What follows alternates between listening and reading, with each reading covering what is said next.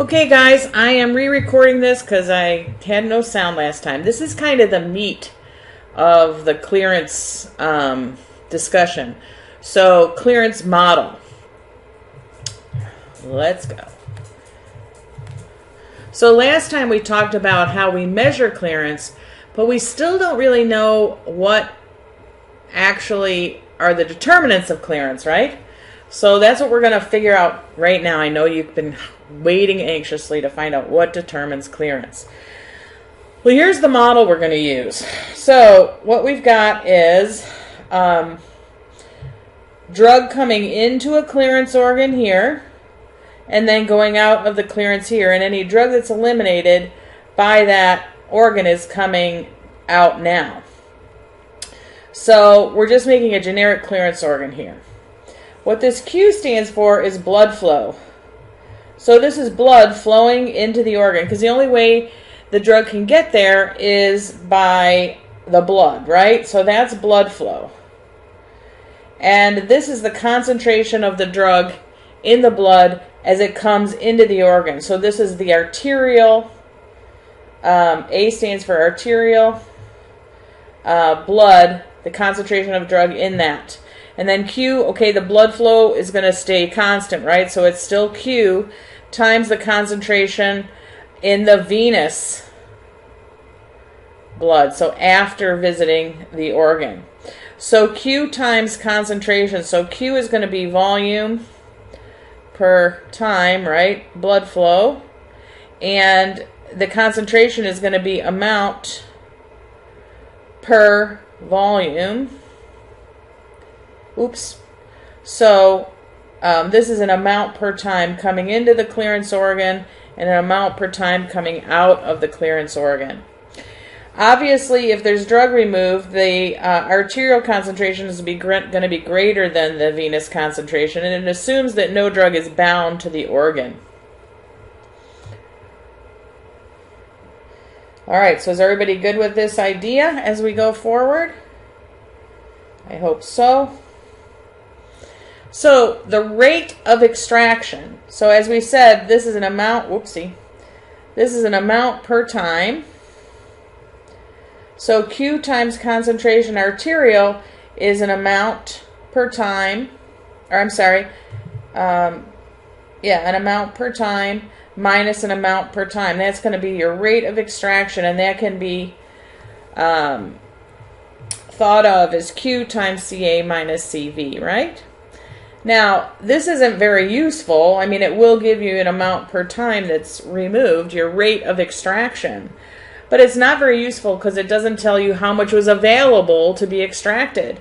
So, in other words, you could say, Mom, I got 100 on my test, without telling your mom that there were 200 points on the test, and therefore you only got half of the points. So we have to be able to relate this to how much was available for clearance, which would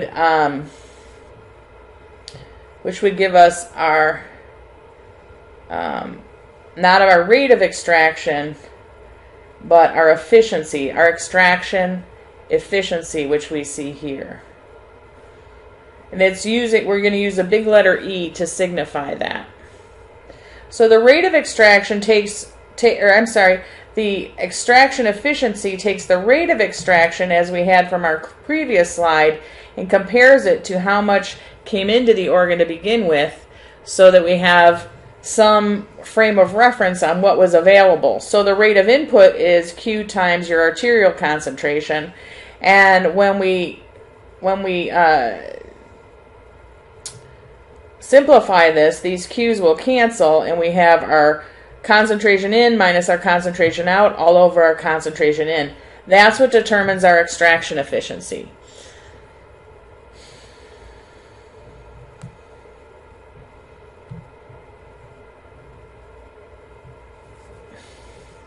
So let's practice some of this.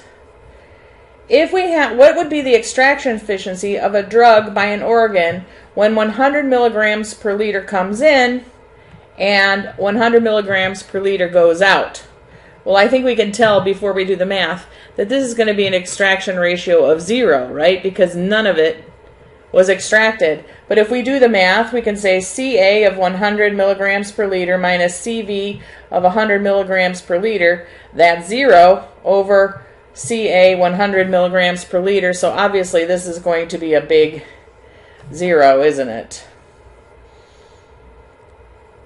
But we don't really need to do the math, but you can see that the math works, right?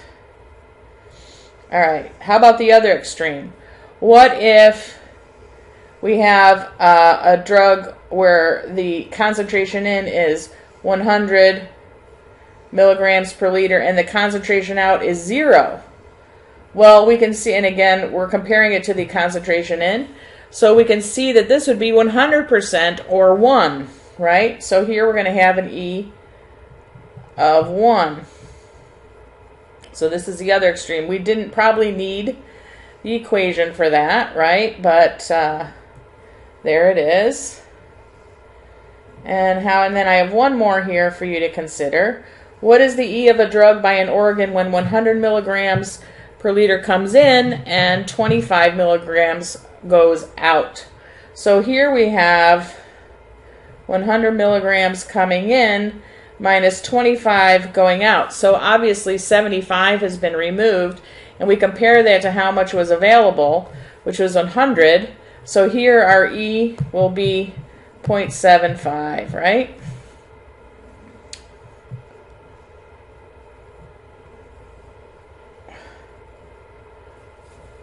And sure enough, I think, yeah, there we go. All right, now we're going to take a little sidetrack. I know we're talking about clearance here, but how might that relate to bioavailability if we're talking about the clearance of the liver? If you recall, when drugs are taken orally, they are going to first have to be, they go down, obviously, the esophagus, into the stomach, and into the small intestine where they're going to be absorbed. Once they get to the small intestine, they get absorbed, and then they have to make it through, and it has to be, in an absorbable form, which hopefully you can list all those things. And then once it gets in, then it gets into the gut wall, where either P-glycoprotein could, if it's a substrate for P-glycoprotein could bounce that drug back into the gut lumen and kick it out of the gut wall, or you could have enzymes in that gut wall that metabolize the drug right then and there. Then if they make it through the gut wall, then where does the drug go? It gets drained into the portal system, which goes to the liver. And we decided this was a good plan because there's another kind of way for the body to metabolize or change drug that could be hurtful to our bodies, like being a poison, before it gets to our systemic circulation and can wreak havoc. So if we think of that clearance organ of the liver, and that's going to affect bioavailability then, right? Because it's helpful to think of our extraction ratio in the liver as a fraction or percentage of what is eliminated. So it will range from 1 to 0. But what do you think the relationship between EH and the fraction that escapes the gut? So FH, remember with bioavailability we have FA, FG, which we just talked about, and FH, which is the fraction of drug that escapes the hepatic metabolism that is called the first pass. So the first pass is when the drug comes into the liver before it can go out to the systemic circulation. Right? So that's called the first pass. Now, FH is how much of the drug is able to get through the liver without being eliminated. So what do you think the relationship between FH, this should say FH, and liver extraction ratio for drugs which are cleared by the liver? I'm going to give you a minute to think about that.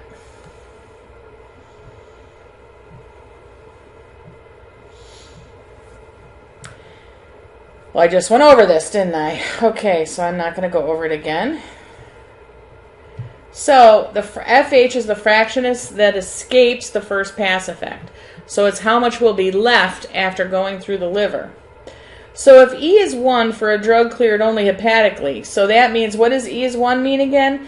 That means 100 percent of the drug is metabolized in the liver. So if 100% is metabolized in the liver, what do you think the fraction that escapes metabolism is going to be?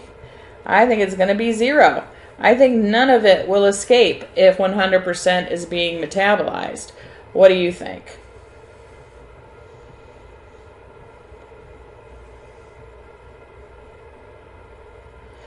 Oh, I was right. Amazing. Okay. What if E is 0 for a drug cleared only hepatically? In this case, all of the drug is being eliminated, right? So, remember, in this case, drug is coming in, and then, no, I'm sorry, none of it's being eliminated. So, drug is coming in, and the same amount is coming back out again. So, none of it is being metabolized. No metabolism. So, how much is going to escape metabolism in this case? How much is going to escape? Well, all of it, right? So 100%. All of it's going to escape because none of it's metabolized. If E is 0, that means the extraction efficiency is nada. It's unable to metabolize drug. So it's going to have, the FH will be equal to 1. Let me see if I'm right.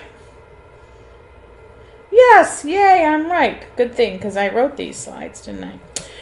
If our extraction efficiency is 0.75, that means that 75% of the drug is being eliminated as it goes through the liver. So in this case, 75% is being eliminated, or metabolized, I should say. Metabolized is better. Is being metabolized as it goes through the liver. So what fraction is going to escape that? Obviously 25%. So FH is going to be 0.25, isn't it? So 25% of it will make it through the liver without being metabolized. I hope this is super clear. Yay, I'm right. All right, so I want to go back quick and say, so what is the relationship then? Well, we know that our extraction ratio in the liver plus our fraction that escapes elimination in that first pass will be equal to 100%, right? So we can arrange that and say that FH is equal to 1 minus E, or E is equal to 1 minus FH, yes? Yes, we can. Good.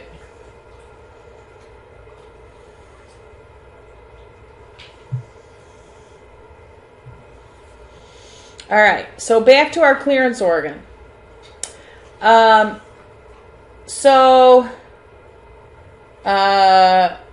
we come in here, we've got our rate of elimination. Whoopsie, hang on. Sorry, I tried to draw before I should. Our rate of elimination is Q times CA minus Q CV. Remember, we decided that wasn't too useful, but when we normalize it for incoming drug, then we get our extraction efficiency. So this is just getting back on track with. So this, now we've moved from our extraction ratio to understanding organ clearance. Whoopsie. So organ clearance, so not extraction efficiency, but taking the next step to organ clearance. We can see that this is E, right? If we take our rate of extraction and normalize it for what's coming in, we'll get our clearance. And our clearance is blood flow times extraction efficiency. We know blood flow to the organ, Q, is just the rate at which the drug is presented to the organ. So it's going to be in terms of volume per time. So Q is volume per time, yes? And our extraction efficiency is going to be a percentage, right? It's the efficiency is between 0 and 1 that's removed from the blood. It does not have units. So our clearance will be in volume per time. And remember, I told you that clearance is in volume per time. So we've got blood flow and efficiency of the organ. If you think about it, this makes perfect sense, doesn't it? That our clearance is going to be dependent upon how efficient the organ is at eliminating drug. That's our E, right? The extraction efficiency. But it's also going to be dependent upon how quickly the drug can be presented to that organ. So how quickly is that drug able to be presented to that organ? If you can have a very efficient organ, but if the drug isn't getting there, it's not going to be able to be cleared, is it? So we're going to talk in detail about that now. Okay. So what's the highest possible clearance of any drug by an organ? Think about that for a minute. What's the highest possible rate at which you would be, highest possible clearance, not rate, sorry, clearance that you would be able to eliminate by any organ? Well, remember that clearance is, we just determined, what are the determinants of clearance? Blood flow to the organ and the extraction efficiency. So you now can answer what determines clearance. In this case, this is the dependent variable, and these are independent because these are what determines clearance, not the other way around. So what's the highest possible clearance of any drug? Well, what's the highest possible E we have? E can range between 0 and 1, right? So if this is 1, our clearance can't get any higher than Q, can it? That's correct. Dr. Earl, that is correct. So there's basically. Therefore, Q is the highest clearance attainable by any organ. Okay, I didn't mean to do that.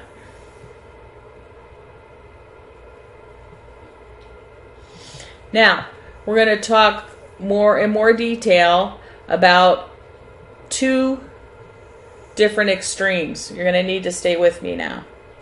So, the effect of blood flow. As our E gets very large, as it approaches 1, this is going to be considered a blood flow dependent drug. So we know that clearance can go no higher than Q. But as we approach 1, blood flow becomes the rate limiting step in determining clearance. So when we think about rate limiting step, I'm sure you've talked about a lot of this in chemistry. Maybe biology too, but chemistry for sure. Rate limiting steps in reactions, right? So this is the same kind of thing. And, you know, if you want to have an analogy, if any of you guys ran track or really were on any team of any kind, but track and a relay is probably the best metaphor. So I think anybody that's run on a relay probably knows you're only as good as your slowest runner. Your slowest runner is what's going to determine how good you are, because they are the rate limiting step. They're the ones that are maybe holding things back. Sorry if you've been the slowest runner on a relay team, but it's true, right? So in this case, if the efficiency is very strong, that means the only thing holding you back is the blood flow, getting the drug to the organ. And this is analogous, if we go back to our volume stuff, when we're talking about volume, it's analogous to a perfusion limited model. So changes in Q will greatly affect clearance in these cases. This will come back to us. Changes in Q will greatly affect clearance for a blood flow dependent model where the E is, I don't know why I'm doing that, is approaching 1. If our E is approaching 0, so if our E is small, then that's a non-blood flow dependent drug. So in this case, blood flow really is not the rate limiting step, right? The extraction efficiency is, so changes in blood flow won't be that important. Now, from now on, we're going to call these, I'm going to just change my color here, high extraction drugs. So as the E approaches 1, it's a high extraction, and as the E approaches 0, it's a low extraction drug. Okay?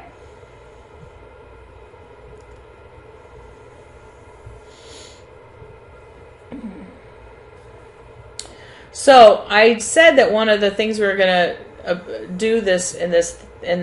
Oh, I didn't mean to do that.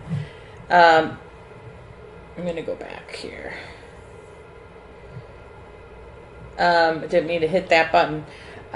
Is we were going to talk about the well-stirred jar versus the parallel tube model.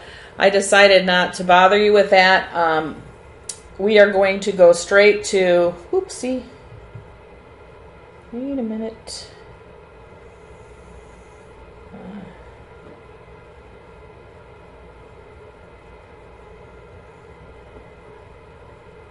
Oh. I guess we're done with this video. Awesome. I think we'll stop there. Thanks. Bye.